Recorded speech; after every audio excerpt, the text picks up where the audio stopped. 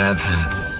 লক্ষ্য, পথ আর সাফল্য, এই তিনটেই একে অপরের সাথে জড়িত, কিন্তু অনেকবার মানুষ এদের ঠিকভাবে বুঝতে পারেন না।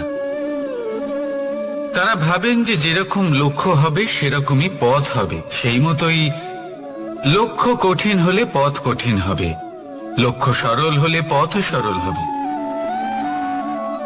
যদি আপনাকে আসল সত্যের সাথে অবগত করাই, তাহলে দেখবেন সবকিছুই এর উল্টো। লক্ষ্য নিজের পথ বানায় না, পথ সেটাই যেটা আপনি স্বয়ং নির্বাচন করে আপনি নিজে বানান। সেই অনুসারেই আপনি আপনার লক্ষ্যে পৌঁছতে পারবেন। সেই জন্য জীবনে যখনই লক্ষ্যে পৌঁছানোর পথের বিষয়ে আপনি কোনো সিদ্ধান্ত নেবেন, তাহলে তা ভেবে চিন্তে নেবেন।